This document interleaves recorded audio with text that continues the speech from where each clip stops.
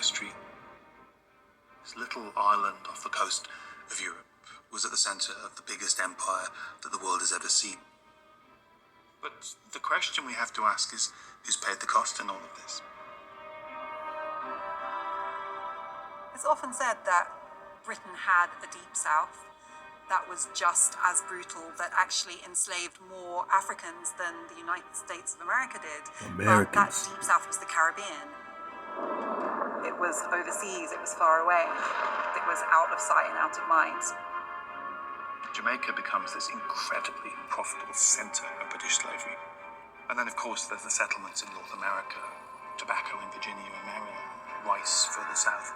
Slavery is fueling this early British empire. The first ever commercial slave voyage conducted by Britain was personally financed by Queen Elizabeth I. Whoa. And it continued to be financed by kings and queens right up until its abolition. When I was at school, the only aspect of the whole story of British slavery that I was ever taught was the abolition of slavery. In 1807, Britain abolished its slave trade, and then in the 1830s, Britain abolished its slave empire. But even when we tell that very selective slice of the history, we miss out a critical aspect. Slavery wasn't just abolished, the slave owners were compensated. Bang. They were compensated enormously. £20 million for their human property. It's just another way in which our memory of British slavery has been airbrushed out of Britain's story. So you're like, how these fools get so rich? 20 million pounds. That's more than $20 million, man. For the Americans, they said Jamaica, Barbados, North America, all that. The Americas, all that. And we know that we're talking about swarthy more on more situations when we talk about the original Queen Elizabeth, the original King Charles, the original Charles V, Charles Kento. Yeah. Oh, you thought we forgot? Oh, they thought we forgot. Before they tried to repaint these paintings, you see all that hidden melanin that they tried to repaint over? This is, these are the Spanish kings, man. Yeah, the Habsburgs in there. Philip in them, right? Charles, the royal family, right? Charles Kento in them, right? When they hijacked the Inca. And what does Charles look like? Yeah, there we go. Charles Kento. Holy Roman Emperor Charles V. But now they got a different King Charles, right? A different Prince Charles. But this is the original. Holy Roman Emperor Charles V, man. Yeah, I'm talking about old Charles, man. Old Charles, man. Yeah, Holy Roman Emperor Charles. So how did it turn its complexion? When you see the nogginess in his hair right here, we realize it's a more and more war. And either they hijacked this line, this heritage, or these people went underground. They're the hidden ones now. And they're using other people as a straw man. Other people to take the heat, to take the blame. But they're all guilty, man, of hijacking the noggin. This is Charles, man. What do we say? Story. Hold up.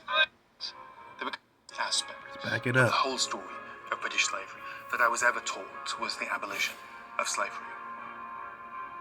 In 1807, Britain abolished its slave trade, and then in the 1830s, Britain abolished its slave empire.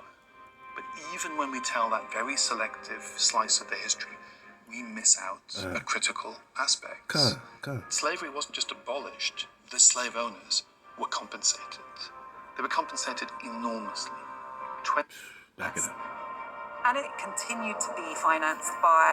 So the original Elizabeth I, James and Charles. This is Charles 1625. who's coming right after old Charlesy boy here, who already hijacked the Americas, man. When they talking about just Jamaica, nah. The Inca were already hijacked by the 15th so-called Inca emperor. He's the Holy Roman Charles V. Huh? Managi? 1500 to 1558.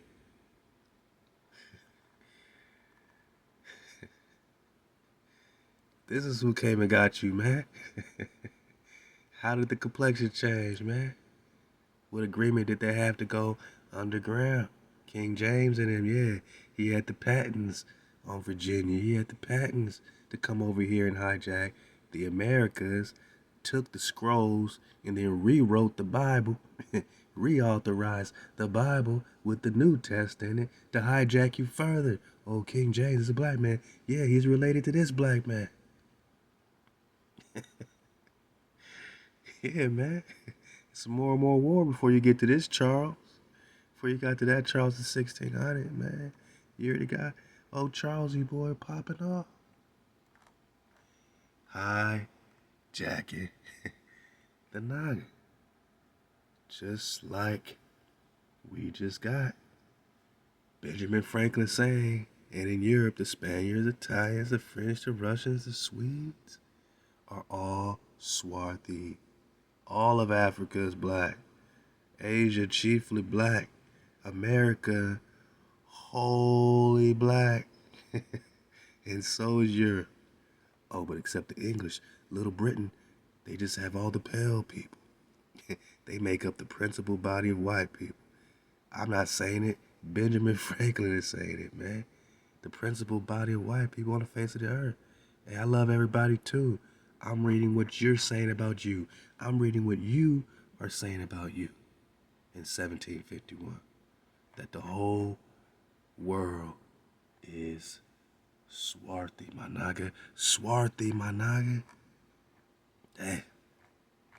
I mean, how do we get here? If all of Africa, all of Europe, all this is swarthy, my naga, how did we get here? By kings and queens right up until its abolition. All swarthy. When I was at school, the only aspect of the whole story of British slavery that I was ever taught was the abolition of slavery. In 1807, Britain abolished its slave trade, and in the 1830s, Britain abolished its slave empire. But even when we tell that very selective slice of the history, we miss out a critical aspect. Slavery wasn't just abolished, the slave owners were compensated. They were compensated enormously, £20 million for their human property. It's just another way in which our memory of British slavery has been airbrushed out of Britain's story. Airbrushed out, airbrushed like all these Portuguese kings, Spanish kings. Airbrushed out, man. Because Spain is swarthy, right? Benjamin Franklin, what you say?